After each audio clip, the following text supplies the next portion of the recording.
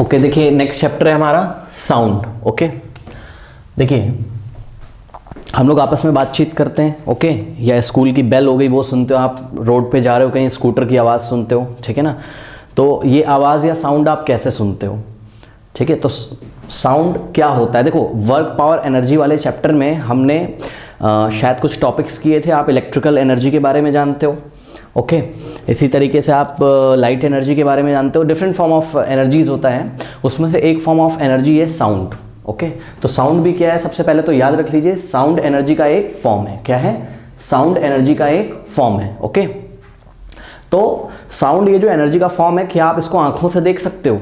तो आंसर है नहीं, ठीक है। मैं बोल रहा हूँ कि आपको कुछ दिख रहा है, नहीं, ठीक है। तो साउंड एनर्जी का एक फॉर्म है और ऑब्वियसली एनर्जी को आप आंखों से देख नहीं सकते हो, ओके।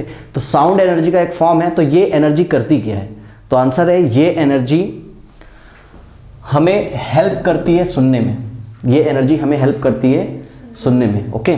ये हमारे ईयर में एक तरीके का सेंसेशन पैदा करती है, या हम बोलें तो ईयर सुनने का एक टूल है, सुनने का एक टूल है, और हमारे ब्रेन में एक सेंसेशन पैदा होती है। बचपन से आपको बता दिया गया है कि भाई ये डस्टर है, ठीक है, ये मार्कर है। मार्कर जैसे ही मैंने बोला, ठीक है, कोई एनर्जी गई आपके ईयर ड्रम तक, ठीक है। कैसे सुनाई पड़ता है ईयर ड्रम पे, कैसे एनर्जी पड़ेगी, हम ईयर वाले सेक्शन में डिस्कस करेंगे बाद में, ठीक है। तो कोई एनर्जी है, वो गई, आप उसको आंखों से नहीं देख सकते, ओके, और आपके ईयर ड्रम में वाइब्रेशंस हुए, मार्कर ऐसा। और बचपन से आपको बताया गया मार्कर मतलब आपके ब्रेन में स्टोर है, हाँ भाई मार्कर क्या होता है, ओके। फॉर एग्जांपल कि ग्रीक में अगर जो लेटर, कोई ग्रीक वर्ड अगर हम बोलें तो आपको समझ में नहीं आएगा, या गांव की भाषा में अगर हम आपको बात करें और वो शब्द आपने कभी ना सुने हो तो आपको समझ में नहीं आएगा, ओके। क्यों? क्योंकि उसका मेमोरी आपके ब्रेन में स्टोर नहीं है, ओके। तो वो चीज़ आपको नहीं बताएगी। ये लैपटॉप रखा हुआ है, ठीक है, आपको पता है लैपटॉप, जैसे ही आपने सुना तुरंत आपको पता चल गया, ओके। तो ये लैपटॉप कैसे आपने सुना? कोई एनर्जी आई है आपके कानों तक। कान क्या है? टूल है जो हेयर करने का, सुनने का काम करते हैं, ठीक है। या ईयर की हेल्प से ही ब्रेन सेंस करता है। किसको सेंस करता है? एनर्जी को। कौन सी एनर्जी को? साउंड एनर्जी को, ओके। तो साउंड क्या है, याद रख लीजिए, साउंड क्या है? साउंड एक तरीके का एनर्जी का ही फॉर्म है, जो काम क्या करता है, ठीक है। फिर से मैं बता रहा हूं, आप इसको देख नहीं सकते हो, आप इसको छू नहीं सकते हो, आप इसको सिर्फ फील कर सकते हो। ब्रेन आपका इसको सेंस करता है। जैसे ये एनर्जी आती होगी कहीं से, ऑब्वियसली मेरा भी लैरिंग्स वाइब्रेट कर रहा है, वाइब्रेशन के बारे में हम बात करेंगे। तो ये लैरिंग्स जो वाइब्रेट किया, ठीक है, इसकी हेल्प से एयर के पार्टिकल ऐसा ऐसा वाइब्रेट किए और आके आपके ईयर ड्रम को भी क्या करते हैं? वाइब्रेट करते हैं, ओके। तो इस तरीके से एनर्जी प्रोपोगेट होती है मेरे लैरिंग्स से लेके आपके ईयर ड्रम तक, और ब्रेन क्या करता है? उसको सेंस करता है, ठीक है। समझ में आ गई बात? तो साउंड क्या है? एनर्जी का एक फॉर्म है। साउंड क्या है? एनर्जी का एक फॉर्म है जो कि हमको हेल्प करता है क्या करने में? सुनने में, ठीक है। ईयर क्या है? एक तरीके का टूल है, ठीक है, जो कि क्या करेगा? साउंड वाइब्रेशंस जो आएंगे या साउंड एनर्जी जो आएगी उसको कैच करेगा, एक तरीके से आप बोल सकते हैं, और ब्रेन में सेंसेशन पैदा होगी। तो साउंड एनर्जी का एक फॉर्म है जिसकी हेल्प से आप सुन सकते हो, सिंपल शब्दों में, ओके। अब बात यह है कि ये साउंड चलता कैसे, ठीक है। ये साउंड चलता कैसे, मतलब मैंने बोला या आप मोटरसाइकिल कहीं से जा रही है, उसकी आवाज़ आई आपके कान तक, तो आई कैसे, ओके। तो साउंड चलता है वेव्स के फॉर्म में। किसके फॉर्म में चलता है? जिसको हिंदी में हम तरंगे बोलते हैं, ओके। वेव्स के फॉर्म में साउंड चलता है, और मैंने अभी आपको बताया कि इस एनर्जी को आप देख नहीं सकते, और ये एनर्जी चलती ही किस फॉर्म में? वेव के फॉर्म में। किसके फॉर्म में? वेव के फॉर्म में, ओके। तो अब ये वेव क्या होता है? ये नया शब्द आपके लिए आया होगा या आपने कभी सुना भी होगा। तो देखिए वेव क्या होता है? वेव मीडियम में एक तरीके का डिस्टर्बेंस होता है। ध्यान से सुनिए, वेव क्या होता है? मीडियम में एक तरीके का डिस्टर्बेंस होता है, ओके। ये मीडियम है, हमारे आपके बीच में क्या है? एयर है, ओके। तो ये एयर एक मीडियम है, एक माध्यम है हमारे और आपके बीच में। तो वेव क्या है? वेव एक तरीके का डिस्टरबेंस है। कहां पे? मीडियम में। वेव करता क्या है? वेव एनर्जी कैरी करता है। क्या करता है? एनर्जी कैरी करता है, ओके। फिर से सुन लीजिए, वेव क्या है? तो आंसर है मीडियम में एक तरीके का डिस्टरबेंस हो जाता है। और ये डिस्टरबेंस काम क्या करता है? तो आंसर है ये एनर्जी को एक जगह से दूसरी जगह लेके जाता है, from one place to another place, okay. ठीक है, तो यही हमने लिखा हुआ है। वेव क्या है? Wave is a vibratory disturbance in a medium which carries energy from one point two another without their being a direct contact between the two points. Okay, यानी कि देखिए जो मीडियम के पार्टिकल्स होंगे ना, वो जब वेव चलेगी, जब फिर से सुन लीजिए, जब वेव चलेगी तो क्या होगा? तो आंसर है मीडियम में एक तरीके का डिस्टर्बेंस होगा और एनर्जी आगे प्रोपोगेट होगी यहां से आपकी तरफ या पॉइंट ए से पॉइंट बी की तरफ। ओके, तो जब ये वेव चलती है ना तो मीडियम में अलग अलग तरीके के वाइब्रेशंस हमको देखने को मिलते हैं और उससे अलग अलग तरीके के पैटर्न बनते हैं। ठीक है, तो वेव आपको देखने में ऐसा भी लग सकता है। ठीक है, अगर हम उसको विजुअलाइज करें, हायर क्लासेस में करेंगे। ठीक है, वेव आपको ये ऐसा भी लग सकता है, ये भी एक वेव है। ठीक है, ये भी एक वेव है। देखिए ये ऐसा पिक्चर क्यों बन के आ रहा है? ये ऐसा पिक्चर इसलिए बन के आ रहा है, मैंने अभी आपको बताया, आपको दिख तो कुछ रहा नहीं है, यहाँ हम लोग बात कर रहे हैं, तो ये ऐसा हमने कैसा बना दिया वेव का डिजाइन? तो आंसर है ये हमने इस तरीके से बना दिया, मीडियम के पार्टिकल जब वाइब्रेट कर रहे होंगे ना, वाइब्रेट करने का मतलब समझते हो? जैसे मार्कर लिया मैंने मीन पोजीशन के, मैं इसको इधर ले गया, ये इसकी मीन पोजीशन है, जहां ये खड़ा है ये इसकी मीन पोजीशन है, इधर ले गया, ये वापस मीन पोजीशन पे आ गया, इधर ले गया, इधर ले गया, इधर ले गया, तो हम बोले ये वाइब्रेट कर रहा है। क्या कर रहा है ये? और ऐसा ही हमारे और आपके बीच में जो मीडियम है, अगर सभी पार्टिकल्स ऐसे अच्छा कैसे वाइब्रेट कर रहे हैं अभी हम चैप्टर में आगे बात करेंगे, तो उसकी टेंशन ना लीजिए। अगर ये वाइब्रेशन कर रहे हैं, ठीक है, तो एक तरीके का पैटर्न बन के आता होगा, एक तरीके का पैटर्न बन के आता होगा, उन पार्टिकल्स के वाइब्रेट करने का एक तरीके का पैटर्न बन के आता होगा। उसी पैटर्न को हम ऐसा अपनी बुक में दिखाते हैं। ठीक है, ये हमने स्केच बना देते हैं उन पैटर्न का। तो फिर से सुन लीजिए, साउंड एक तरीके का क्या है? एनर्जी है। ठीक है, जो हमें सुनने में हेल्प करता है, हमारे ईयर्स में सेंसेशन पैदा करता है। ओके, और वेव क्या है? वेव मीडियम में एक तरीके का क्या है? डिस्टर्बेंस है। ओके, एक तरीके का डिस्टर्बेंस, और डिस्टर्बेंस शब्द भी अच्छा नहीं होगा, वाइब्रेटरी डिस्टर्बेंस बोलिए, वाइब्रेटरी डिस्टर्बेंस, क्योंकि मीडियम के पार्टिकल अभी आप देखोगे वाइब्रेट करेंगे अपनी मीन पोजीशन से। ठीक है, टू एंड फ्रो, आगे पीछे, वो हम अभी चैप्टर में बात करेंगे। ठीक है, तो वेव मीडियम में एक तरीके का वाइब्रेटरी डिस्टर्बेंस है, जो कि क्या कैरी करता है, क्या ले जाता है अपने साथ? एनर्जी ले जाता है। क्या ले जाता है अपने साथ? एनर्जी। अब वो कोई भी एनर्जी हो सकती है। ठीक है, अभी हम और आप बात कर रहे हैं ना, तो एक वेव चल रही है मेरे से आपकी तरफ, वो अपने साथ कौन सी एनर्जी ले जा रही है? तो आंसर है साउंड एनर्जी ले जा रही है। एक पैटर्न बन के आ रहा होगा उस वेव का, वो हम अभी चैप्टर में देखेंगे। इसी तरीके से सन से जो लाइट आ रही है, सन से जो लाइट आ रही है, ओके, सन से जो लाइट आ रही है वो भी किस फॉर्म में आ रही है? वेव्स के फॉर्म में। किस फॉर्म में आ रही है? उसका स्पेशल नाम है, उसको हम इलेक्ट्रोमैग्नेटिक वेव्स बोलते हैं। ओके, तो उसका भी अपना एक पैटर्न है, वो भी अपने साथ क्या कैरी कर रही है? एनर्जी कर रही है, सॉरी हाँ, एनर्जी कैरी कर रही है वो भी अपने साथ। ओके, ठीक है, तो आपने देखा वेव्स क्या होती हैं, साउंड क्या होता है। ठीक है ना, अब बात करते हैं, यहाँ पे थोड़ा सा इंट्रोडक्शन करते हैं, बाकी हम क्लास 11th में डिटेल में पढ़ेंगे। वेव्स का हम क्लासिफिकेशन करते हैं या टाइप्स ऑफ वेव देखते हैं हम देखेंगे एक तो on the basis of medium और एक देखेंगे on the basis of oscillation, on the basis of oscillation. अच्छा, एक बात मैं आपको बता दूं कि वाइब्रेशन और ऑस्किलेशन दो शब्दों का अगर हम यूज करें तो उसमें थोड़ा सा अंतर होता है। ठीक है ना, वाइब्रेशंस और ऑस्किलेशंस अगर हम इन शब्द का यूज करें तो आप ये समझिएगा, देखिए ये देखिए, ये कोई पार्टिकल है। ठीक है, ये देखिए, ये ऐसा अगर बहुत फास्ट चले ना, ऐसा बहुत फास्ट चले तो हम बोलेंगे ना वाइब्रेट कर रहा है। ठीक, और ऑस्किलेशन शब्द का यूज हम तब करेंगे जब ये पार्टिकल थोड़ा स्लोली मूव करे। अगर सिंपल शब्दों में आप समझिए अभी, तो ये देखिए, अभी हम चैप्टर में शायद इसको और आगे डिस्कस करें तो कोई टेंशन लेने की बात नहीं। ये देखिए, ये ऑस्किलेशन है, लेकिन ये क्या है? वाइब्रेशन है। काम दोनों सेम ही है, पर आप सिंपल शब्दों में देख रहे हैं तो एक तेज चल रहा था, फास्ट ऐसा चल रहा था अपनी मीन पोजीशन के टू एंड फ्रो, आगे पीछे, तो मैं क्या कर रहा हूँ? वाइब्रेशंस हो रहे हैं। ओके, और एक थोड़ा सा स्लो चल रहा था, तो मैंने क्या बोला? ऑस्किलेशन हो रहे हैं। काम दोनों सेम ही है। ओके, तो वाइब्रेशन शब्द आपको थोड़ा समझ में आ रहा होगा कि कोई पार्टिकल होगा, वो अपनी मीन पोजीशन के टू एंड फ्रो क्या करेगा? चलेगा, उसको हम वाइब्रेशन बोलेंगे। इसके बारे में भी हम और डिटेल में बात करेंगे।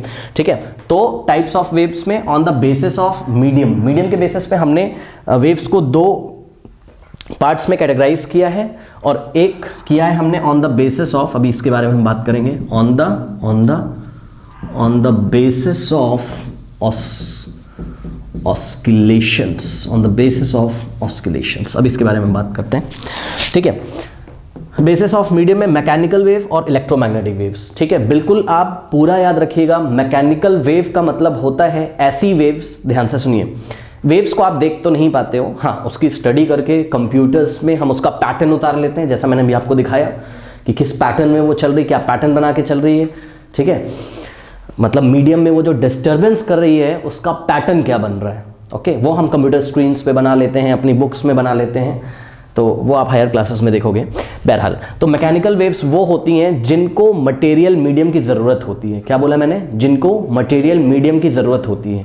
यानी कि देखिए मटेरियल मीडियम से आप इस तरीके से समझ सकते हैं कि ये मैं क्या बात कर रहा हूँ मटेरियल मीडियम की। मान लीजिए कि हम और आप बैठे हुए हैं, हमारे और आपके बीच में अभी एयर्स हैं, एयर के पार्टिकल हैं, ठीक है। आपको पता है एक तरीके का मीडियम है जो कि क्या है? एयर, ठीक है, जिसमें बहुत सारी गैसेस हैं, ऑक्सीजन है, नाइट्रोजन है, कार्बन डाइऑक्साइड है, ओके। तो मीडियम अभी है हमारे आपके बीच में, ठीक है। और मान लीजिए कुछ ऐसा करें हम, ठीक है, कि इस रूम से एक बड़ा सा वैक्यूम पंप लगा के हम एयर को निकाल लें बाहर, ठीक, और यहाँ पे एयर ना रहे, ठीक है। अब ये मत सोचिएगा कि भाई हम लोग ब्रीथ कैसे करेंगे, सांस कैसे लेंगे, तो वो सब इग्नोर करो आप, ठीक है। यहाँ से हमने एयर निकाल दिया, अब हमारे आपके बीच में मीडियम नहीं है, इसको हम बोलेंगे वैक्यूम। क्या बोलेंगे? या फिर हम बोलेंगे मीडियम नहीं है, या फिर हम बोलेंगे मीडियम नहीं है, ओके। तो ध्यान से सुन लीजिए, साउंड एनर्जी के बारे में जो आप पढ़ोगे इस चैप्टर में, जो कि वेव के फॉर्म में चलता है, उसको मटेरियल मीडियम की जरूरत होती है। सुन लीजिए, उसको मटेरियल मीडियम की जरूरत होती है। अभी हम एक प्रैक्टिकल भी करेंगे, आप देखोगे कि sound needs material medium, sound needs material medium, यानी कि साउंड कौन सी वेव में आएगा? मैकेनिकल वेव में, क्योंकि मैकेनिकल वेव्स को किसकी जरूरत होती है? मटेरियल मीडियम की। हाँ, तो हम बात ये कर रहे थे कि हम आपसे बात कर रहे हैं, अभी आपको सुनाई पड़ रहा है क्योंकि एयर है, और अगर हम वैक्यूम पंप लाएं और इस रूम से एयर निकाल दें पूरी, फिर मैं बस ऐसा मुंह तो चला रहा हूँगा, बट आपको सुनाई नहीं पड़ेगा। क्यों? साउंड ही प्रोड्यूस नहीं हो पा रहा है, ठीक है। मतलब अगर प्रोड्यूस भी हो रहा है, यहाँ लैरिंग्स वाइब्रेट कर रहे हैं, तो वो प्रोपोगेट नहीं हो पा रहा है। एक शब्द का यूज करेंगे हम, प्रोपोगेशन, मतलब आगे बढ़ना। वो आगे नहीं बढ़ पा रहा है क्योंकि उसको आगे बढ़ने के लिए किसकी जरूरत थी? यस, ऑब्वियसली मटेरियल मीडियम की जरूरत थी उसको, ओके, एयर पार्टिकल्स की जरूरत थी, चलिए कह लीजिए, ठीक है। तो अब वो तो मिल नहीं पा रहा है उसको, तो वो अगर यहाँ बनता भी होगा, मतलब वाइब्रेशन करता भी हूँ मैं लैरिंग्स के, तो वो आगे नहीं बढ़ पाता है क्योंकि उसको मटेरियल मीडियम की जरूरत होती है। तो याद रखिएगा, मैकेनिकल वेव्स वो वेव्स होती हैं जिनको मटेरियल मीडियम की जरूरत होती है, ओके। इसके एग्जांपल्स हैं हमारे पास, एक तो बहुत बढ़िया जो हमारे चैप्टर का नाम है, जैसा कि sound waves are mechanical waves, याद रखिएगा, sound waves are mechanical wave, okay. Now आपने कभी वेव्स देखी होंगी वाटर के सरफेस पे भी, ओके, वाटर के सरफेस पे भी आपने वेव्स देखी होंगी। आपने एक ऐसा पत्थर लिया और वाटर में ड्रॉप करके देखिएगा, ठीक है। तो जब आप वाटर में ऐसा ड्रॉप करते हो तो कुछ सर्कल जैसा बनता है, ऐसा बीच सेंटर में बनता है पहले, फिर वो बड़ा हो जाता है ऐसे, फिर वो बड़ा हो जाता है, ऐसा लगता है जैसे पानी आगे बढ़ रहा है, पर पानी आगे नहीं बढ़ता है। अभी हम इसके बारे में बात करेंगे। पानी आगे नहीं बढ़ता है, एनर्जी आगे बढ़ती है। क्या बढ़ती है? एनर्जी आगे बढ़ती है, ठीक है ना। जैसे मैं आपसे बात कर रहा हूं अभी, ठीक, क्या आगे बढ़ रहा है? तो आंसर है एनर्जी आगे बढ़ रही है। क्या आगे बढ़ रही है? एनर्जी। क्या मेरे पास जो एयर के पार्टिकल्स है सभी आपके पास आ गए एकदम से अचानक से? नहीं, ज्यादा से ज्यादा उन्होंने क्या किया होगा, ऐसा थोड़ा सा आगे गए होंगे और फिर पीछे आए होंगे, आगे गए होंगे पीछे आए होंगे, ऐसा वाइब्रेट किया होगा। मैंने बोलना बंद कर दिया, अब फिर से कहाँ गए वो? अपनी मीन पोजीशन पे। अब मैं बोल रहा हूं तो फिर से वाइब्रेट कर रहे होंगे। ये वाला जो पार्टिकल है यहाँ पे, ये अपनी पोजीशन छोड़ के आपके पास नहीं गया है, ऐसा नहीं कि यहां से वहां चला गया आपके पास, ठीक है, नहीं, ये केवल अपनी मीन पोजीशन के टू एंड फ्रो क्या करेगा? वाइब्रेट करेगा। और बढ़ेगा कौन? एनर्जी। बढ़ेगा कौन? हाँ, आगे कौन चलेगा? एनर्जी। पार्टिकल्स आगे एक पोजीशन से दूसरे पोजीशन पे नहीं जाएंगे, ध्यान रखिएगा, ओके। तो मैकेनिकल वेव्स आपने देखी, जिसमें साउंड वेव देखा आपने, और वाटर के सरफेस पे जो वेव्स बनेंगी, ठीक है। आइए आगे देखते हैं इलेक्ट्रोमैग्नेटिक वेव्स। अच्छा, मैकेनिकल वेव में आपने देखा मीडियम के पार्टिकल क्या करेंगे, अभी इसके बारे में हम डिटेल में बात करेंगे, वाइब्रेट करेंगे। क्या करेंगे? वाइब्रेट करेंगे अपनी मीन पोजीशन के to and fro, okay. Electromagnetic waves, ठीक है। आपने ग्रेविटेशनल फील्ड के बारे में इस साल पढ़ा है, ग्रेविटेशनल फील्ड ऐसा कुछ पढ़ा है आपने, ग्रेविटेशनल फील्ड होती है, ओके, हमारे चारों तरफ। इसी तरीके से आप हायर क्लासेस में जाओगे, आप पढ़ोगे इलेक्ट्रिक फील्ड और मैग्नेटिक फील्ड, इलेक्ट्रिक फील्ड और मैग्नेटिक फील्ड। तो हम डिटेल में तो इसके नहीं जाएंगे, लेकिन इलेक्ट्रोमैग्नेटिक वेव्स वो वेव्स होती हैं, पहली बात तो जिनको मीडियम की जरूरत नहीं होती, जिनको मटेरियल मीडियम की जरूरत नहीं होती है, पहली बात। दूसरी बात कि इसमें इलेक्ट्रिक और मैग्नेटिक फील्ड के वाइब्रेशंस होते रहते हैं। किसके? इसमें कोई देखिए मीडियम तो है नहीं, इसमें इसको चलने के लिए किसी मीडियम मटेरियल की जरूरत नहीं होती है, तो मीडियम तो कोई नहीं है, यानी कि यदि मीडियम नहीं है तो कोई पार्टिकल भी वाइब्रेट करने की संभावना नहीं है। तो कौन वाइब्रेट करेगा भाई? तो आंसर है इलेक्ट्रिक फील्ड वाइब्रेट करेगी और मैग्नेटिक फील्ड वाइब्रेट करेगी। कॉन्टिन्यूअसली इलेक्ट्रिक फील्ड बनेगी और कॉन्टिन्यूअसली उसी के साथ मैग्नेटिक फील्ड बनेगी, दोनों म्यूचुअली परपेंडिकुलर बनते हैं, यानी कि इलेक्ट्रिक फील्ड यदि इस दिशा में बन रही है, ऐसी ऐसे ऐसे ऑस्किलेशन हो रहे हैं किसके? इलेक्ट्रिक फील्ड के, तो उसी के 90 डिग्री एंगल पे, उसी के परपेंडिकुलर मैग्नेटिक फील्ड के वाइब्रेशंस होंगे, ऐसे ऐसे, ठीक। और ये वाइब्रेशंस, ये जो इलेक्ट्रिक फील्ड के वाइब्रेशंस हो रहे हैं और मैग्नेटिक फील्ड के वाइब्रेशन हो रहे हैं, ये कॉन्टिन्यूअसली कहां बढ़ेंगे? आगे, और अपने साथ क्या ले जाएंगे? एनर्जी, ठीक है। बेस्ट एग्जांपल है इसका लाइट। आपको जैसा कि पता है कि आप अगर सरफेस से, अर्थ के सरफेस से कुछ ऊंचाई पे चले जाओ तो एटमॉस्फेयर खत्म हो जाता है, इतना तो आपको भी पता है। ऊपर वैक्यूम आ जाता होगा, जहां एयर के पार्टिकल्स नहीं होते हैं, या सिंपल शब्दों में हम बोले वैक्यूम हो जाता है, वैक्यूम हो जाता है, वहां एयर के पार्टिकल्स नहीं होते, मतलब मटेरियल मीडियम तो होता नहीं है, तो सनलाइट कैसे आती है यहाँ पे? तो आंसर है वो आती है इलेक्ट्रोमैग्नेटिक वेव्स के फॉर्म में, जिसको मटेरियल मीडियम की जरूरत नहीं होती है, जहाँ पे इलेक्ट्रिक फील्ड और मैग्नेटिक फील्ड के वाइब्रेशंस होते हैं और कॉन्टिन्यूअसली वो आगे की दिशा में प्रोपोगेट होते हैं। 3 × 10⁸ मीटर पर सेकेंड से, 3 × 10⁸ मीटर पर सेकेंड, यानी कि 1 सेकेंड में लाइट 3 × 10⁸ मीटर आगे बढ़ जाती है, इतना फास्ट चलती है। ओके, अच्छा, तो ये आपने क्लासिफिकेशन किया वेव्स का, किसके बेसिस पे? Basis of medium. और नेक्स्ट क्लासिफिकेशन आप करेंगे on the basis of oscillation. Okay, तो on the basis of oscillation में आपके पास है, अब हम इसको स्टॉप करते हैं यहीं पे, अब 11th क्लास में पढ़ाया जाएगा सीधे। Okay, on the basis of oscillation में आपके पास पहला है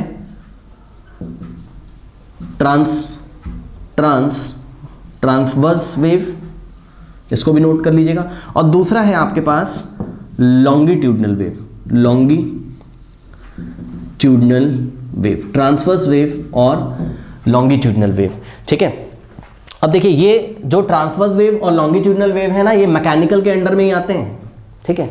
अब ध्यान से सुनिए, ये ट्रांसवर्स वेव क्या होता है और लॉन्गिट्यूडनल वेव क्या होता है। तो मैंने बोला कि अगर ये मैकेनिकल के अंडर में ही अगर हम इसको रख के देखें तो मैकेनिकल वेव्स को मटेरियल मीडियम की ज़रूरत होती थी, आपने देखा, यानी कि ये दोनों तरीके की जो वेव्स हैं इनको मटेरियल मीडियम की ज़रूरत होगी। तो मटेरियल मीडियम की अगर ज़रूरत होगी तो हमने इसका टॉपिक का नाम रखा है on the basis of oscillations. On the basis of किसका? ऑस्किलेशन। तो आंसर है, या on the basis of vibration कर सकते हो आप। किसका ऑस्किलेशन? मीडियम के पार्टिकल का ऑस्किलेशन। किसका ऑस्किलेशन? मीडियम के पार्टिकल का ऑस्किलेशन। दो चीजें होंगी, याद रखिएगा, एक तो मीडियम का पार्टिकल ऑस्किलेट कर रहा होगा, दूसरा एनर्जी आगे बढ़ रही होगी। कितने काम होंगे मीडियम में? दो। क्या? एक तो मीडियम के पार्टिकल ऑस्किलेट कर रहे होंगे और दूसरा एनर्जी आगे बढ़ रही होगी। तो आइए देखते हैं जरा, एक पिक्चर हम अपने दिमाग में सबसे पहले बनाते हैं। मान लीजिए कि ये मीडियम के पार्टिकल हैं, यहां से लेके वहां तक फैले हुए हैं। मान लीजिए कि मीडियम के पार्टिकल ऐसे ऐसे वाइब्रेट करते हैं। देखिएगा जरा ध्यान से, कोई लंबी स्टिक तो है नहीं हमारे पास, ठीक है। चलिए ऐसे ये पेन ले लेते हैं, ठीक है। देखिए इस पेन को ऐसे ही रहने दीजिए आपकी तरफ, ओके। और एक मीडियम का पार्टिकल मैं पकड़ रहा हूँ, इसको देखिए। मान लीजिए आप इधर बैठे हुए, मान लो आप इधर बैठे हुए हो, ठीक।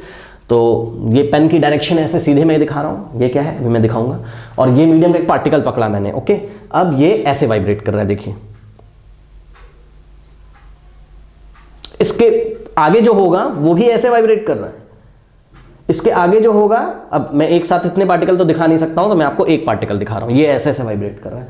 अगर आप ध्यान से देखें तो ये जो पार्टिकल ऐसे ऐसे वाइब्रेट कर रहा है, इसको देखिए जरा, ये क्या ये यहां से यहां चल के चला गया? यहां से यहां चला गया? नहीं, ये अपनी ही पोजीशन पे क्या कर रहा है? वाइब्रेट कर रहा है ऐसे। और ये जो पेन की डायरेक्शन है ना, ये है डायरेक्शन एनर्जी प्रोपोगेशन की। ये है डायरेक्शन किसकी? एनर्जी प्रोपोगेशन की। प्रोपोगेशन मतलब इस दिशा में एनर्जी आगे बढ़ रही है, या दूसरे शब्दों में हम बोले तो वेव इधर बढ़ रही है, वेव इधर बढ़ रही है, ऐसे ये वेव इधर जा रही है। तो वेव अगर इधर जा रही है और ये मीडियम का पार्टिकल ऐसे ऐसे वाइब्रेट कर रहा है, तो इसको आप क्या बोलोगे? आप बोलोगे कि भाई मीडियम का पार्टिकल वेव के चलने की डायरेक्शन के परपेंडिकुलर वाइब्रेट कर रहा है। चेक कर लो, ठीक है। मीडियम का जो पार्टिकल है वो वेव के चलने की डायरेक्शन के परपेंडिकुलर वाइब्रेट कर रहा है। आप चेक कर लीजिए, ये एंगल कितना बन रहा है? 90। ये इस पे 90 डिग्री बना रहा है, हर बार 90 बना रहा है, कभी ऐसा तिरछा नहीं होता है, कभी ये ऐसा ऐसा ऐसा वाइब्रेट नहीं करता है कभी, ठीक है। तो ये ऐसे ऐसा वाइब्रेट कर रहा है, यानी कि ये वेव के चलने की दिशा के साथ 90 डिग्री बना रहा है। तो याद रखिएगा ट्रांसवर्स वेव्स वो वेव्स होती हैं अभी हम इसके बारे में आपको डेफिनेशन भी लिखाएंगे आगे, बट अभी के लिए थोड़ी सी बात करते हैं। ट्रांसवर्स वेव वो वेव होती हैं जिस वेव में मीडियम के पार्टिकल वेव के चलने की डायरेक्शन के परपेंडिकुलर वाइब्रेट करते हैं। कैसा वाइब्रेट करते हैं? परपेंडिकुलर। ओके, अब दूसरे तरीके की वेव लेते हैं हम। अच्छा, ट्रांसवर्स वेव का आपका एग्जांपल है ये वाटर सरफेस से जो वेव्स बनेंगी ना, वाटर सरफेस से जो वेव बनेंगी वो कौन सी वेव्स होंगी? ट्रांसवर्स। यानी कि जब आपने ऐसा पत्थर डाला तालाब में, पॉन्ड में, ऐसा छोड़ दीजिए, वो पानी जो ऐसा उठता और नीचे दबता, ऐसा उठता और नीचे दबता हुआ नजर आता है, और आपको आपकी आंखों को छलावा होता है एक तरीके का, यानी कि आप सोचते हो कि पानी आगे बढ़ रहा है, बट पानी आगे नहीं बढ़ता है। पानी के पार्टिकल सिर्फ क्या करते हैं? ऊपर नीचे, ऊपर नीचे। तो देखिए ये ऊपर नीचे ऐसा पानी के पार्टिकल कर रहे हैं, और बढ़ कौन रहा है? हाँ, बढ़ कौन रहा है? एनर्जी। ओके, तो ये जो वेव बन रही है वाटर सरफेस पे, ये ट्रांसवर्स वेव का एग्जांपल है। कैसे भाई? ये देखिए पानी के पार्टिकल ऊपर नीचे ऊपर, और वेव कैसे जा रही है? ऐसे। वेव की डायरेक्शन क्या है? इधर तालाब में जहां पत्थर डाला है आपने उसके सेंटर से बाहर की तरफ, और पार्टिकल ऐसे ऐसे वाइब्रेट कर रहे हैं। तो ये कितना एंगल बना रहा है? वेव के चलने की डायरेक्शन में 90 डिग्री। वेव के चलने की डायरेक्शन से ये 90 डिग्री बना रहा है, ठीक है ना। तो ये कौन सी वेव हो गई आपकी? Transverse wave. तो ट्रांसवर्स वेव का ये एग्जांपल है आपका, ठीक है। आइए लेते हैं। तो याद रखिएगा ट्रांसवर्स वेव हमेशा सरफेस पे बनती हैं। कहाँ बनेंगी? सरफेस पे। जैसे कि वाटर का सरफेस था और ऊपर एयर थी, एक इंटरफेस था, इंटरफेस मतलब ऊपर एयर और नीचे वाटर, तो इस इंटरफेस पे या सरफेस पे आपको ट्रांसवर्स वेव देखने को मिलेंगे। ओके, और लॉन्गिट्यूडनल वेव के बारे में पहले हम बात करते हैं, और हम आपको बात करते हैं कि ये देखने को कब मिलेंगी, ठीक है। तो सुनिए, लॉन्गिट्यूडनल वेव में क्या होता है, उसी तरीके से ये जो हम लोग बात कर रहे हैं ना आपस में, ये लॉन्गिट्यूडनल वेव्स बन रही हैं। साउंड वेव्स जो होती हैं वो कौन सी वेव्स होती हैं? पहली बात तो मैकेनिकल होती हैं, यस मैकेनिकल होती हैं, और कौन सी होती हैं? ये लॉन्गिट्यूडनल वेव्स होती हैं। तो इसमें क्या होता है, ध्यान से देखिए जरा। अब फिर से ये जो पेन है ये किसकी डायरेक्शन को बता रहा है? ये वेव प्रोपोगेशन को बता रहा है। किसको बता रहा है? वेव प्रोपोगेशन को बता रहा है। ओके, तो ये वेव ऐसे करके चल रही होगी। अब मान लीजिए कि मीडियम का पार्टिकल इस बार ऐसे ऐसे वाइब्रेट नहीं करता है, वो ऐसे ऐसे वाइब्रेट करता है। ये ऐसे ऐसे, ये देखिए, ये इस बार वो वेव की ये डायरेक्शन है और वो ऐसे ऐसे वाइब्रेट कर रहा है, ठीक। तो आप क्या देख रहे हो कि जिस डायरेक्शन में वेव चल रही है उसी डायरेक्शन के अलोंग ये क्या कर रहे हैं? उसी डायरेक्शन के अलोंग क्या कर रहे हैं? वाइब्रेट कर रहे हैं।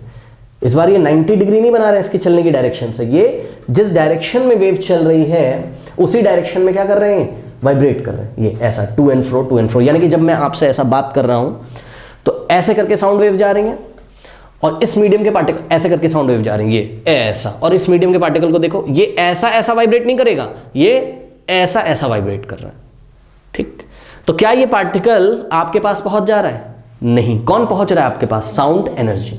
ओके, ये पार्टिकल ऐसा वाइब्रेट करता है, ऐसा ऐसा ऐसा, और इसके आगे वाला ऐसा ऐसा, इसके आगे वाला ऐसा ऐसा, ठीक है। तो साउंड एनर्जी को पहले ये कैरी करता है, फिर इसको देता है, फिर इसको देता है, फिर इसको देता है, इस तरीके से फटाक से एनर्जी आपके पास पहुंच जाती है, साउंड एनर्जी। ओके, तो ये जो वेव के हमने पैटर्न बनाए थे, अभी आपने देखा था, हमने बोला था कुछ ऐसे करके वेव आपको दिखाई पड़ेगी, ऐसे करके, ठीक है। तो ये जो मीडियम के पार्टिकल, देखिए अभी शायद आपको ये विजुअलाइज हो जाए। आते हैं वापस हम ट्रांसवर्स वेव में। ट्रांसवर्स वेव ऐसे करके चल रही थी ये, ठीक, वेव ऐसे चल रही थी और मीडियम के पार्टिकल इसके परपेंडिकुलर डायरेक्शन में क्या कर रहे थे? वाइब्रेट। यहां का भी कर रहा होगा उसी टाइम, यहां का भी कर रहा होगा उसी टाइम, यहां का भी कर रहा होगा। तो अब जरा आप सोच सकते हो कि सभी पार्टिकल्स ऐसे ऐसे वाइब्रेट कर रहे होंगे। अचानक से इसकी फोटो खींच लो, मान लो अचानक से इसकी फोटो खींच लोगे, तो जो पैटर्न बन के आएगा ना उसको हम वेव बोलेंगे। देखो इस तरीके का डिस्टर्बेंस हो रहा है मीडियम में, देखो इस तरीके का डिस्टर्बेंस हो रहा है मीडियम में, ये देखिए, देखो इस तरीके का डिस्टर्बेंस हो रहा है। ये फोटो खींची आपने किसी इंस्टेंट पे, यानी कि यहां के पार्टिकल जो होंगे उस टाइम इतना उछल गए होंगे, ठीक। यहां का जो पार्टिकल होगा वो उस टाइम इतना ही उछला होगा, अभी नीचे आएगा अगले पल, और यहां का पार्टिकल है जो इतना उछल चुका होगा, और यहां के पार्टिकल अभी जो थे, यहां कहीं के पार्टिकल वो कहां चले गए होंगे? अभी नीचे। ये अगले ही पल ये भी फिर से ऊपर आएंगे और ये नीचे जाएंगे, ठीक, तो अगले पल पैटर्न क्या बनेगा, ये वाला ऐसे ट्रेस हो जाएगा और ये वाला ऐसे ट्रेस हो जाएगा। ठीक है, अगले ही पल, क्योंकि अभी ये उछले हैं और अगले पल अभी नीचे आएंगे, ये नीचे गए हैं, अगले पल अभी ऊपर आएंगे। तो ये आप देख रहे हो मीडियम में जो डिस्टर्बेंस है उसको आपने फोटो खींच लिया, यानी कि पैटर्न बना लिया। ठीक है, अच्छा फोटो तो हम उसकी खींच नहीं पाते हैं, हम लोग कुछ जुगाड़ लगाएंगे, वो हम देखेंगे। ठीक है, कंप्यूटर्स वगैरह की हेल्प से हम स्टडी करके उसका पैटर्न लेते हैं, तो वो सब हायर क्लासेस में, अभी नहीं। ठीक है, तो ये चीज़ें आपने देखी।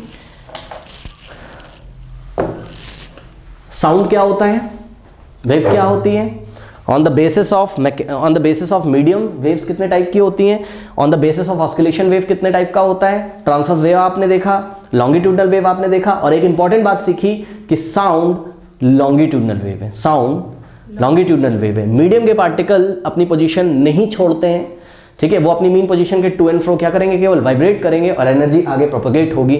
इतनी बात आपने सीखी, और ये हमने लिखा भी हुआ है, देखिए यहाँ वेव में हमने बोला है wave is a vibratory disturbance in a medium which carries energy from one point two another. आगे देखिए बड़ी इंपॉर्टेंट बात लिखी, कहता without their being a direct contact between 2 points. Okay, without their being a direct contact between 2 points, यानी कि ऐसा नहीं होगा कि यहाँ पे जो पार्टिकल्स हैं उनका कांटेक्ट वहाँ के पार्टिकल से हो जाएगा, यानी कि यहाँ के पार्टिकल चल के वहाँ नहीं जाएंगे, वो केवल क्या करेंगे, मीन पोजीशन के टू एंड फ्रो वाइब्रेट करेंगे। अब वाइब्रेट चाहे जैसे करें, चाहे वेव के चलने की डायरेक्शन में वाइब्रेट करें तो वो लॉन्गिट्यूडनल होगा, और चाहे वेव की चलने की डायरेक्शन के परपेंडिकुलर वाइब्रेट करें तो वो कौन सा वाइब्रेशन होगा, ट्रांसवर्स वाइब्रेशन होगा। ठीक है ना, तो इस तरीके से। ठीक है, ओके, इसको नोट कर लीजिए।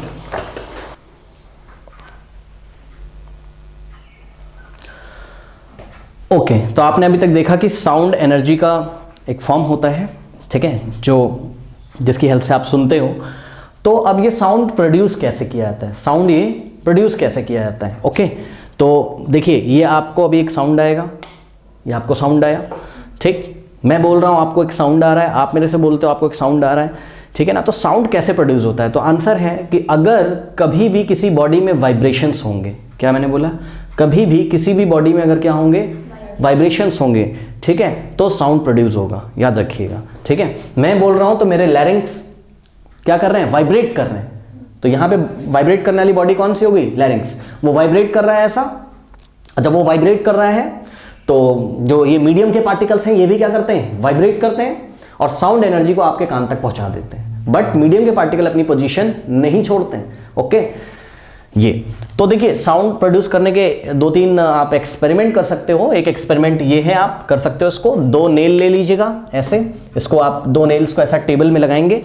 ठीक है, ये टेबल है लेटस से, ठीक, 2 ऐसे ऊंचे नेल या कोई भी 2 रॉड्स अगर ऐसे टेबल में लगी हो, बहुत रिजिडली अगर वो टेबल में ऐसे लगा दें और हम उसमें अगर एक स्ट्रिंग बांध दें, एक धागा बांध दें उसमें, ये स्ट्रिंग ऐसा बांध दिया आपने, इसको प्लग करिए ऐसे सेंटर से, ऐसा आपने इसको प्लग करके छोड़ा। ठीक, तो ये क्या करेगा, आप कुछ सुनाई पड़ेगा, आपको कुछ साउंड सुनाई पड़ेगा। तो वो क्यों सुनाई पड़ा, क्योंकि ये वाइब्रेट कर रहा है। क्या कर रहा है ये, हाँ, ये ऐसा आप देखोगे यहाँ वाइब्रेशंस होने लगे ऐसे। ठीक है ना, जब यहाँ पे वाइब्रेशंस होने लगे होंगे तो ये वाइब्रेशंस साउंड एनर्जी बनाते हैं, और वो sound energy material medium air की हेल्प से आपके कानों तक पहुंचती है।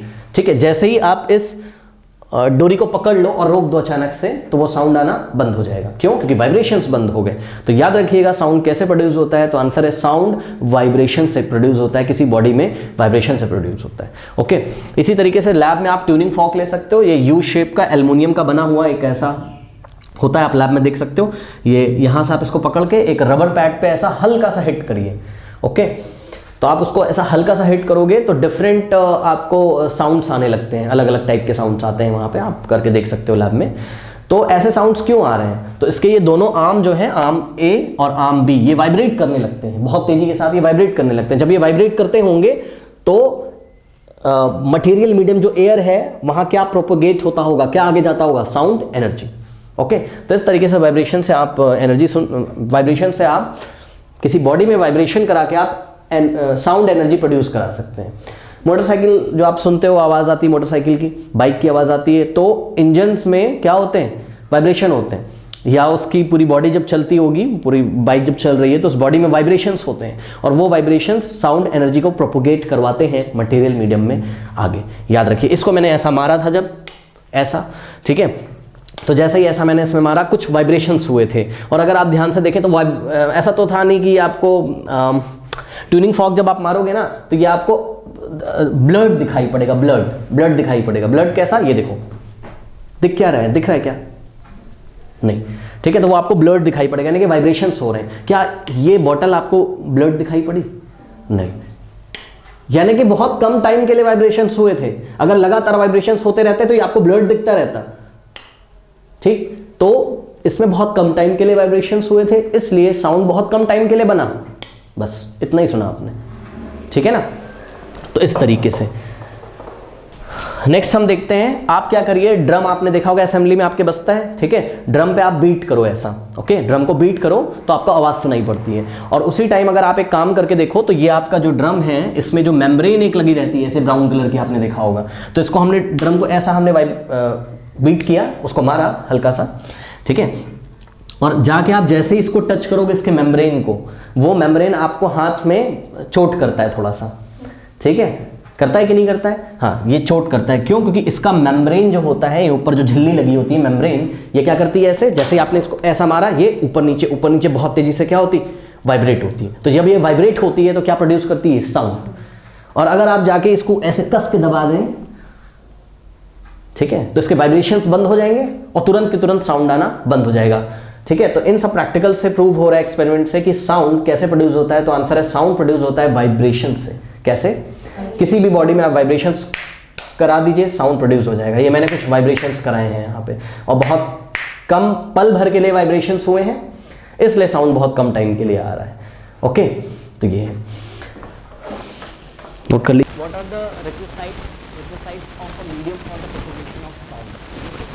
मीडियम में कौन कौन सी ज़रूरतें पूरी होनी चाहिए, मीडियम में कौन कौन सी ज़रूरतें पूरी होनी चाहिए कि साउंड एनर्जी ट्रेवल कर सके, ट्रेवल तो नहीं बोलेंगे, प्रोपोगेट कर सके। कौन से शब्द का यूज़ करेंगे, प्रोपोगेट कर सके, ओके। कौन कौन सी रिक्वायरमेंट फुलफिल होनी चाहिए मीडियम में, या कौन कौन सी प्रॉपर्टीज़ मीडियम में होनी चाहिए, मीडियम की विशेषताएँ क्या क्या होनी चाहिए कि साउंड एनर्जी बहुत अच्छे से चले। Number 1, the material medium must be elastic, okay. देखिए, इलास्टिक बॉडीज़ वो बॉडीज़ होती हैं जिस पे अगर हम फोर्स लगाएं ना तो वो परमानेंटली डिफॉर्म नहीं होती है, यानी कि उस पर अगर हम फोर्स लगाते हैं तो वो अपना शेप तो चेंज करती हैं, लेकिन वापस जब हम फोर्स हटा लेते हैं तो वो अपने ओरिजिनल शेप में आ जाती है, ठीक है। इसका बेस्ट एग्जांपल, ज़्यादा हम डिटेल में बात नहीं करेंगे, इसका बेस्ट एग्जांपल है जो ये रबर बैंड आते हैं, ठीक है। रबर बैंड्स को आप ऐसा स्ट्रेच करते हो, ठीक है, और वापस छोड़ देते हो। जब स्ट्रेच किया तो आपने फोर्स लगाया, उसने अपना शेप चेंज किया, जैसे ही आपने फोर्स हटा दिया वो अपने ओरिजिनल शेप में आ गया, ठीक है। तो ऐसी बॉडीज़ को हम क्या बोलेंगे, इलास्टिक बॉडीज। अच्छा, आटा आपने देखा है, आटा रोटी जिससे बनाई जाती है, आटे को अगर आप ऐसा दबा दो और छोड़ दो तो वो दब जाता है, वापस ऊपर नहीं आता है ना। तो वो इलास्टिक है क्या? नहीं, वो प्लास्टिक बॉडीज़ के अंदर में आ जाएगा, ओके, और परमानेंटली वो डिफॉर्म हो गया। तो उसके बारे में हम बात नहीं कर रहे हैं। आपका मीडियम की प्रॉपर्टी ऐसी होनी चाहिए कि मीडियम इलास्टिक होना चाहिए। क्या होना चाहिए? इलास्टिक होना चाहिए, यानी कि अगर उसके पार्टिकल्स को, मीडियम के पार्टिकल्स को अगर डिस्प्लेस किया जाए, क्या किया जाए? डिस्प्लेस किया जाए। डिस्प्लेस मतलब अपनी मीन पोजीशन से, वो चुपचाप ऐसे बैठे होते हैं, अगर वो अपनी मीन पोजीशन को थोड़ा सा ऐसे डिस्प्लेस किया जाए, कैसे भी डिस्प्लेस किया जाए, तो वो वापस कहाँ आ जाए? अपनी ओरिजिनल पोजीशन, ओके। तो याद रखिएगा, मीडियम में क्या होना चाहिए? इलास्टिसिटी होनी चाहिए, ओके। और जिस मीडियम में इलास्टिसिटी अच्छी नहीं होगी उसमें साउंड अच्छे से चलेगा नहीं, ठीक है। तो पहली प्रॉपर्टी होनी चाहिए इलास्टिसिटी, ठीक है। पूरा लिखा हुआ है, आप देख लीजिए। Material medium must be elastic so that the medium particles have the tendency to come back to their initial position after the displacement. जब डिस्प्लेसमेंट हो जाए तो वापस अपनी पोजीशन पे आ सके, ये प्रॉपर्टी होनी चाहिए, ओके। उसके बाद जो सेकेंड पॉइंट है आपका, ठीक है, इनर्शिया। यहाँ पे एक शब्द आया, पहले इसको हम डिस्कस कर लेते हैं, पहले भी हम कर चुके हैं पहले के चैप्टर में। इनर्शिया क्या होता है? इनर्शिया बॉडी की वो टेंडेंसी होती है जिसके कारण, आपने न्यूटन का लॉ ऑफ इनर्शिया पढ़ा होगा, ठीक है, कि कोई बॉडी अगर चल रही है तो चलती रहना चाहती है, सीधे शब्दों में बोले, और रुकी है तो रुकी रहना चाहती है जब तक उस पर फोर्स अप्लाई ना की जाए, ओके। तो ऐसा कैसे होता था कि जैसे मान लो कि, अभी मैं सिंपल शब्दों में बात करता हूँ, मान लो कि एक ट्रक खड़ी हुई है, कि उसको मैं धक्का मारता हूँ ट्रक, ठीक है, तो वो आगे नहीं बढ़ रही है। हम बोलेंगे अरे भाई इसका इनर्शिया बहुत ज़्यादा है, इसका इनर्शिया बहुत ज़्यादा, या ट्रक आ रही है तो उसको मैं रोक नहीं सकता हूँ, ठीक है, उसका भी इनर्शिया बहुत ज़्यादा है, तो चल रही तब भी इनर्शिया ज़्यादा है, रुकी हुई तब भी इनर्शिया ज़्यादा है। तो इनर्शिया बॉडी की आदत है जिसकी वजह से वो चल रही है तो चलती रहना चाहती है, रुकी है तो रुकी रहना चाहती है, जब तक हम रुकी, हाँ ठीक है, हाँ ठीक, ओके, बस इतना ही, ज़्यादा हम डिस्कस नहीं करेंगे। तो ये इनर्शिया किसके कारण आ रहा है, तो हम सिंपल शब्दों में बोले तो ये बोलेंगे कि ट्रक का मास ज़्यादा है, ट्रक का मास, हाँ ठीक है ना, अगर उसका मास ज़्यादा है तभी तो वो नहीं चलना चाह रही, और ये देखो ये डस्टर तो आराम से चल रहा है, मतलब इसका इनर्शिया कम है। तो इनर्शिया का आप वैसे जनरली किससे नापते हो, मास से, किससे नापते हो, इसका मास कम है तो उसका इनर्शिया कम है, इसका मास अगर ज़्यादा है तो उसका इनर्शिया ज़्यादा है। तो बहरहाल एक हम छोटी सी बात करते हैं, क्या आपने काइनेटिक एनर्जी का फॉर्मूला नहीं पढ़ा है, ठीक है, half mv square. Potential energy का आपने पीछे फॉर्मूला नहीं पढ़ा है, P is equals to potential energy is equals to mgh होता है। तो यहाँ पे इनर्शिया आ रहा है कि नहीं, मतलब इनर्शिया जिस फिजिकल क्वांटिटी से नापा जाता है, यानी कि मास से नापा जाता है, वो मास आ रहा है, एनर्जी के फॉर्मूले में मास आ रहा है, आपने देखा, ठीक है, और मास की हेल्प से क्या नापते हैं, इनर्शिया नापते हैं। तो अब हम बात करते हैं कि मीडियम में और क्या होना चाहिए। सुनिए, the medium must have inertia, medium के पास क्या होना चाहिए, इनर्शिया। इनर्शिया होने से क्या होता है, तो आंसर है इनर्शिया होने से जो मीडियम के पार्टिकल होते हैं वो एनर्जी को स्टोर कर सकते हैं। क्या कर सकते हैं, हाँ, एनर्जी को स्टोर कर सकते हैं। पहले ये स्टोर करेगा, आगे बढ़ाएगा, फिर ये स्टोर करेगा, आगे बढ़ाएगा, फिर ये स्टोर करेगा, आगे बढ़ाएगा, इस तरीके से एनर्जी आपके पास पहुंच सकती है। तो मीडियम में इनर्शिया होना चाहिए ताकि वो एनर्जी को, ताकि मीडियम के पार्टिकल एनर्जी को स्टोर करें और उसकी हेल्प से वो प्रोपोगेट होगा आगे, है ना। तो इनर्शिया भी होना चाहिए, इलास्टिक होना चाहिए मटेरियल मीडियम, और मटेरियल मीडियम में इनर्शिया होना चाहिए। ओके, तीसरी बात अगर हम करते हैं तो ध्यान से देखिए, देखिए ये हमने फोर्स लगाया हाथ पे, कुछ वर्क डन किया और आपको गर्म लग रहा होगा, ऐसा अगर आप करो तो गर्म लग रहा होगा। अच्छा, यानी कि हम जो वर्क डन कर रहे हैं, दोनों हाथ के बीच में जो फ्रिक्शन है वो वर्क डन किसमें चेंज हो गया, हीट एनर्जी में। किसमें चेंज हो गया, हीट एनर्जी में। ओके, यानी कि जो मैंने वर्क डन किया है वो किसमें चेंज हो गया, हीट एनर्जी में। और पिछले चैप्टर्स में हम पढ़ चुके कि एनर्जी को एक फॉर्म से दूसरे फॉर्म में चेंज किया जा सकता है, एनर्जी को एक फॉर्म से दूसरे फॉर्म में चेंज किया जा सकता है। ओके, तो देखिए, अब मान लीजिए कि जो मीडियम है, मीडियम में अगर फ्रिक्शन बहुत ज़्यादा है, फ्रिक्शन बहुत ज़्यादा है, तो क्या होगा, जब साउंड एनर्जी चलेगी, ओके, तो अगर फ्रिक्शन बहुत ज़्यादा है तो याद रखिएगा फ्रिक्शन में हमेशा लॉसेस हो जाते हैं। फ्रिक्शन में हमेशा किसके लॉसेस होते हैं, एनर्जी के लॉसेस होते हैं। किस फॉर्म में, हीट के फॉर्म में। ओके, तो अगर आपकी ये मीडियम में, देखिए आप इसको इस तरीके से समझ सकते हैं, मान लीजिए बहुत भीड़ है, ठीक है, तो आप अगर आगे चलोगे तो ठीक से नहीं चल पाओगे, आपका बहुत ज़्यादा एनर्जी लॉस होगा, और उस दूसरे एंड तक जब तक आप निकलोगे काफ़ी धक्के खा खा के आप थक चुके होगे, यानी कि आपकी एनर्जी बहुत कम हो गई है। तो हमने पूछा भाई क्या हुआ, तो आप बोलोगे रास्ते में फ्रिक्शन बहुत था, रास्ते में फ्रिक्शन बहुत था, और हर बार टकराने से हमारी एनर्जी क्या हो गई, लॉस हो गई, हीट के फॉर्म में। ठीक है, ये बस समझने का एक तरीका है। तो इसी तरीके से जब साउंड चलेगा, और उसको अगर जब साउंड चलेगा तो अगर जो मीडियम होगा उसमें अगर फ्रिक्शन बहुत ज़्यादा होगा, ठीक, तो साउंड यहाँ से चलेगा तो, लेकिन दूसरे एंड पे जब पहुँचेगा जहाँ उसे जाना है, ठीक है, तो साउंड पहुँचने का क्या मतलब है, एनर्जी का पहुँचना। तो यहाँ से चली सपोज 100 एनर्जी, 100 यूनिट, और वहाँ पहुँची केवल 2 यूनिट, कहाँ गई भाई बाकी। तो आंसर है बीच में फ्रिक्शन बहुत ज़्यादा था और हीट के फॉर्म में पूरी एनर्जी क्या हो गई, लॉस हो गई। ओके, यानी कि साउंड एनर्जी किसमें चेंज हो गई, हीट एनर्जी में। एनर्जी मैंने ये नहीं बोला कि खत्म हो गई, एनर्जी तो कभी खत्म होती ही नहीं है, वो केवल एक फॉर्म से किस फॉर्म में चलेगी, दूसरे फॉर्म में। साउंड एनर्जी जो कि ईयर में, जो आपके ब्रेन में सेंसेशन पैदा करता था, वो साउंड एनर्जी किसमें चेंज हो गई, अब हीट एनर्जी में। ओके, तो याद रखिएगा the medium should be frictionless, यानी कि मीडियम में फ्रिक्शन नहीं होना चाहिए। मीडियम में अगर फ्रिक्शन होगा तो पार्टिकल अपने बगल वाले पार्टिकल से रगड़ खाएगा, ऐसा जब एनर्जी चलेगी, और जब रगड़ खाएगा ऐसा फ्रिक्शन होगा तो ज़्यादा से ज़्यादा एनर्जी किसमें चेंज हो जाएगी, फॉर्म में।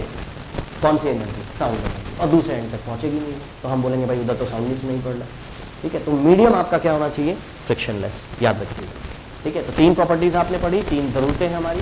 मीडियम इलास्टिक होना चाहिए, मीडियम में इलास्टिक क्यों होना चाहिए, ताकि पार्टिकल अपनी जब मीन पोजीशन से आगे जाए तो वापस उसी मीन पोजीशन पे आ जाए। इनर्शिया होना चाहिए, इनर्शिया इसलिए होना चाहिए ताकि मीडियम के पार्टिकल एनर्जी स्टोर कर सकें। और तीसरा क्या होना चाहिए, मीडियम फ्रिक्शनलेस होना चाहिए, ताकि किसी भी तरीके का साउंड एनर्जी का लॉस ना हो।